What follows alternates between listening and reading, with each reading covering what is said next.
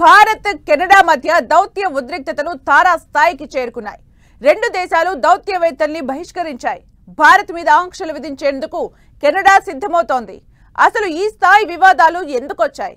Bharat Canada మధ్య ఏం జరుగుతోంది? ఇండియా మీద ట్రూడో ఘాటు ఆరోపణల వెనుక వ్యక్తిగత స్వార్థముందా? భారీ వ్యూహముందా? Have a look.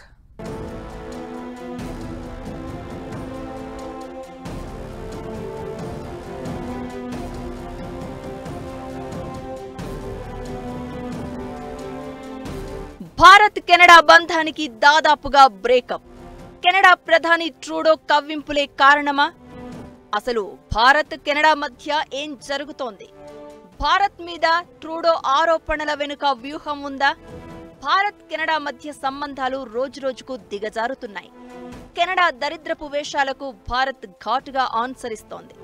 Canada deputy హైకమిషనర్తో సహా 6 దౌత్యవేత్తలను దేశం విడిచి వెళ్లాల్సిందిగా కేంద్రం ఆదేశాలు జారీ చేసింది. అక్టోబర్ 19 అర్ధరాత్రి 12 గంటలలోపు వెళ్లిపోవాలని హుకుం జారీ చేసింది. కెనడాలో ఉన్న భారత దౌత్యవేత్తలు వెంటనే వెనక్కి రావాల్సిందిగా ఆదేశాలు పంపింది. ఖలిస్తానీ ఉగ్రవాది కెనడా పౌరుడు హర్దీప్ సింగ్ నిజ్జర్ హత్య కేసులో భారత హై కమిషనర్ సంజయ్తో పాటు మరికొందరు అధికారులను అనుమానితులుగా చేర్చింది కెనడా. దీనిపై మోదీ సర్కార్ భగ్గుమంటోంది. తమ దౌత్యవేత్తలను దోషులుగా చిత్రీకరించే ప్రయత్నం చేయడాన్ని తప్పుపట్టింది. ఓటు బ్యాంకు రాజకీయాల కోసమే భారత్ను దోషిగా నిలబెట్టేందుకు కెనడాలో జస్టిన్ ట్రూడో సర్కారు ప్రయత్నిస్తోందని నిప్పులు చెరిగింది. ఇకటు భారత్పై ఘాటు ఆరోపణలు చేస్తున్నారు కెనడా ప్రధాని ట్రూడో. నిజ్జర్ హత్య కేసులో భారత ఏజెంట్ల ప్రమేయం ఉందని తమ నిఘా సంస్థలు చెప్పిన అంశాలను సమర్థిస్తున్నాను అని ప్రకటనలు చేస్తున్నారు.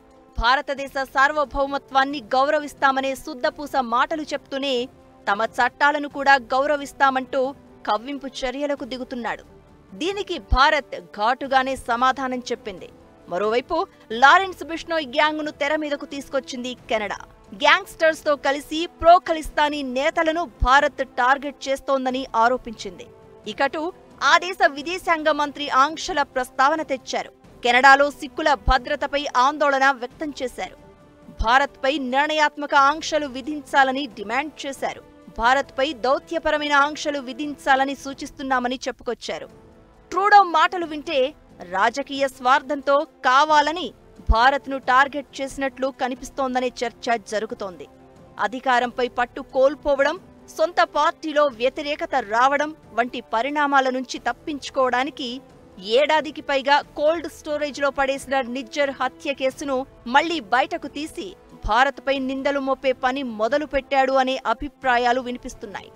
రాజకీయంగా, వ్యక్తిగతంగా లబ్ధి పొందడం కోసమే ట్రూడో వివాదం రాజేస్తున్నారు అనేది అంతర్జాతీయ విశ్లేషకుల మాట. కెనడా ప్రజల పాలిట డేంజర్గా మారిన భారత ఏజెంట్లను తాను ఎదుర్కొన్నాను అనే ఇమేజ్ క్రియేట్ చేసుకునే ప్రయత్నం ట్రూడో చేస్తున్నారనే ఆరోపణలు వినిపిస్తున్నాయి. అన్ని దేశాల్లో ఒక విషయం తెలిసి ఏంటంటే, అంబాసిడర్లకి, డిప్లొమాట్స్కి ఏ ఎంబసీలో ఉన్నదా ఏమన్నా చెడ్డ పనులు, తప్పుడు పనులు గవర్నమెంట్ చేస్తే వాళ్ళకి తెలియదు, వాళ్ళకి చెప్పరు. ఎందుకంటే వాళ్ళ మర్యాద పరిస్థితి పోకుండా ఉండటానికి. అలాంటివి భారతదేశం మీద ఇలాంటి ఆరోపణలు చేసేటంటే అది కొంచెం ఆయన దేశంలో ఏదో చేసేదని చెప్పుకోవటానికి ఉన్నది. దేశ ప్రధానిగా ట్రూడోపై కెనడా జనాల్లో తీవ్ర వ్యతిరేకత నెలకొంది. ఈ మధ్య ఇప్సాన్ అనే సంస్థ నిర్వహించిన పోల్స్లో కేవలం 26% మంది మాత్రమే ట్రూడోను మళ్లీ ప్రధానిగా చూడాలని అనుకుంటున్నారని తేలింది. ప్రతిపక్ష నేత, కన్జర్వేటివ్ పార్టీ అధినేత కంటే ఇది ఏకంగా 19% తక్కువ. ట్రూడో ప్రభుత్వం పతనం ఖాయమన్నట్లు జూలైలో కూడా సర్వేలు వచ్చాయి. ఇకటు ఇన్నాళ్లు మద్దతిస్తున్న న్యూ డెమోక్రటిక్ పార్టీ గత నెల లిబరల్ ప్రభుత్వానికి మద్దతు వెనక్కి తీసుకుంది. ఇప్పుడు ఆ పార్టీ మద్దతు కోసమే ట్రూడో భారత్తో విరోధం పెట్టుకుంటున్నారనే వాదనలు కూడా ఉన్నాయి. కెనడాలో దాదాపు 7,70,000 మంది సిక్కు ఓటర్లు ఉన్నారు. వారిలో కొద్ది మంది బలమైన వ్యక్తులు భారత్లో వేర్పాటువాదానికి మద్దతు పలుకుతున్నారు. దీంతో వారిని మచ్చుక చేసుకోవడానికి ట్రూడో ఖలిస్తానీ అనుకూల వైఖరి ప్రదర్శిస్తున్నారనే అభిప్రాయాలు వినిపిస్తున్నాయి. ట్రూడో ప్రతి మాట వెనుక అదే వినిపిస్తోందనే చర్చ నడుస్తోంది. రాజకీయ స్వార్థంతో భారత్ మీద కెనడా ప్రధాని ట్రూడో ఆరోపణలు గుప్పిస్తున్నారనే చర్చ జరుగుతున్న వేళ ఈ విభేదాలు ఎలాంటి మలుపు తిరుగుతాయనే చర్చ మొదలైంది. అసలు భారత్ కెనడా మధ్య వివాదం ఎలా మొదలైంది? ప్రస్తుత ఆంక్షలతో ఏం జరగబోతోంది?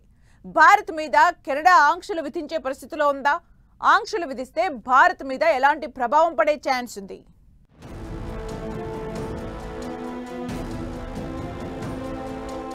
ఒక ప్లంబర్ హత్య, రెండు దేశాల మధ్య వివాదం. భారత్ కెనడా మధ్య నిజ్జర్ నిప్పు.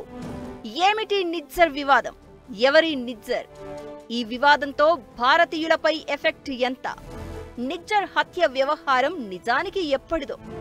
ఆ విషయాన్ని అందరూ మర్చిపోయి కోల్డ్ స్టోరేజ్కి వెళ్లిపోయిన వ్యవహారం ఇప్పుడు దాన్ని కెనడా సర్కారు మళ్లీ హైలైట్ చేస్తోంది. 2023 G20 సమావేశాల తర్వాత నుంచి నిజ్జర్ హత్యపై ట్రూడో ప్రభుత్వం వివాదం మొదలుపెట్టింది. అప్పట్నుంచి రెండు దేశాల సంబంధాలు దెబ్బతినడం మొదలైంది.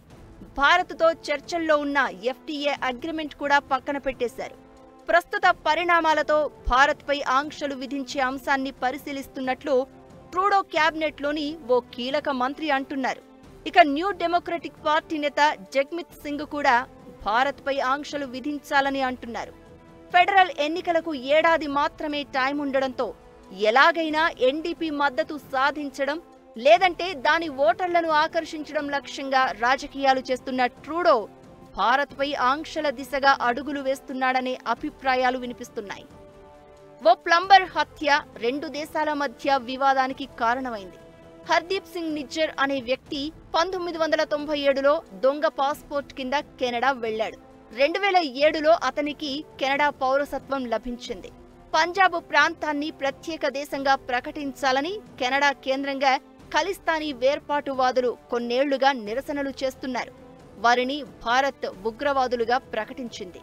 అయితే ఖలిస్తానీ అగ్రనేత హర్దీప్ సింగ్ నిజ్జర్ గత ఏడాది హత్యకు గురయ్యాడు. దీని వెనక భారత్ ప్రమేయం ఉందని ట్రూడో సర్కారు ఆరోపిస్తూ వస్తోంది. ఈ కేసులో అనుమానితుల జాబితాలో భారత హై కమిషనర్ సంజయ్ కుమార్ వర్మ పేరును చేర్చింది. దీన్ని భారత్ ఖండించింది. ఆధారాలు లేకుండా నిందలు వేయడం తగదని గట్టిగానే వార్నింగ్ ఇచ్చింది. ఆధారాలు సమర్పిస్తే పరిశీలించి దర్యాప్తునకు సహకరించే అంశంపై నిర్ణయం తీసుకుంటామని స్పష్టంగా చెప్పింది కూడా. అయితే నిజ్జర్ను పాక్ NIA ఏజెంట్లు చంపేసి ఆ నేరం భారత్పై మోపాలనే కుట్ర జరిగిందని గతంలో ఇంటర్నేషనల్ మీడియాలో వార్తలొచ్చాయి.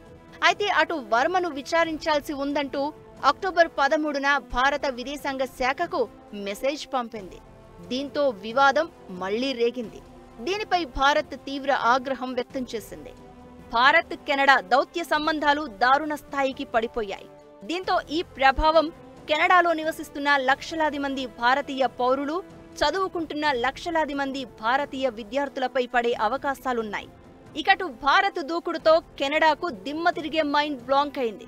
దౌత్యవేత్తలను వెనక్కి రప్పించడం, ఆ దేశ దౌత్యవేత్తలను బయటకు పంపించడం లాంటి కఠిన చర్యలను భారత్ తీసుకుంటుందని ట్రూడో ఊహించి ఉండరు. అయితే ఇప్పుడీ దౌత్య యుద్ధం వాణిజ్య యుద్ధంగా మారుతుందా అనే ఆందోళన ట్రూడోలో మొదలైంది.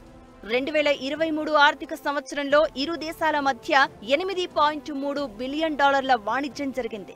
ఇందులో కెనడా నుంచి భారత దిగుమతులు 4.6 బిలియన్లు, మన దేశం నుంచి కెనడాకు ఎగుమతులు $3.8 బిలియన్ ఉన్నాయి. వీటన్నింటి మీద ఈ ఉద్రిక్తతల ప్రభావం పడే ఛాన్స్ ఉంది.